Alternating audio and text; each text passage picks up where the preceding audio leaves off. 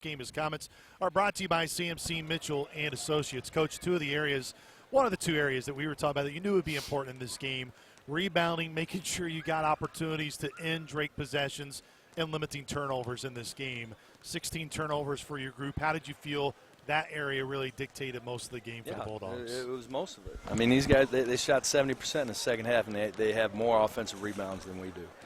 And, I mean, you know, we second thing on the board, flatten out in the corners, don't get back cut. Our guys just standing there staring at the ball. I mean, it's just on the ball with him, you got to be sharp. Off the ball, you've got to relax and play smart. It doesn't take any energy. All you got to do is stand there and be in the right spot, and we're in the wrong spot. And like I told her, I am zero interest in a program where people think that it's okay because they're a good team and you guys played them close. I have a zero interest in that. And like, to me, that's patronizing. Yeah. Okay, no, we did not play well. And some of it has to do with them. You got to give them credit. I'm not saying that, but I'm not going to stand around here and go, oh, we played. No, I'm not. I have no interest in a program like that. I think it says a lot, and the reason you have that mindset is how far your team has come over the last month. Tavion Banks today, 21 points. Where was he really? I know a lot of that, you talked about, guarding flat. He just scores because of other people and because of the guard. And so I'm not saying he's not a good player, but that guy makes everybody else better. And we just don't have guards like that. We don't. We're not built that way. And so the other things like not getting back and cutting the corner, those kind of things, I'm blocking out. You have to be on top of it, and we weren't. Coach Jared Hensley had a tough day. What do you say to him during the game, and what do you say to him after the game? We need him to wake up. That's what I say to him. He needs to move his feet. He puts his hands out. We've been talking to him about it. We need him to play better. We need him on the floor more. We're better offensively when he's on the floor. But he just can't play that many minutes, and because he doesn't help us offensively. If he's just sitting over there on the bench, it's hard to get in the flow. We need him to show up.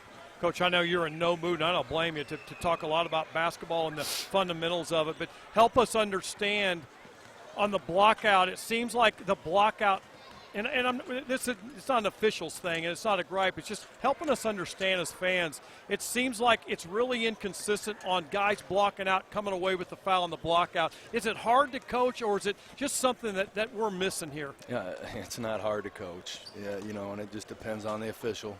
It really does. I don't want to spend any time talking about that.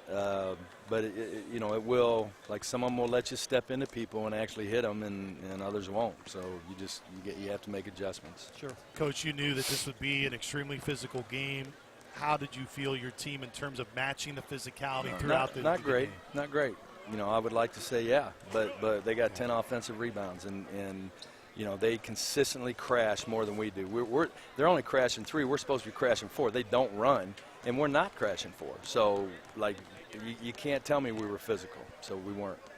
In terms of at least not selling for a lot of threes, I know late you needed them, of course, to cut into the lead to give your team a chance, but it looked like, at least from our spot, how did you see your team in terms of identifying and attacking and being able to get that's great. touches? But when you put the ball on the floor and your guy is just sticking his nose in there, you've got to cut.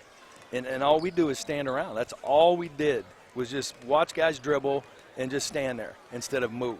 And they know that. And all we did was stand.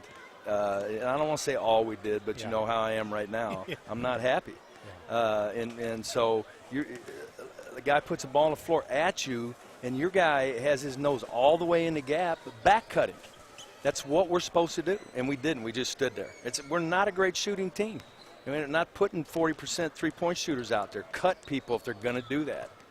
Coach, appreciate the time. We'll let you go. Thank thanks. you. Once again, that was Coach Scott Nagy. Join us here post-game. His comments are brought to you by CMC Mitchell and Associates. We'll take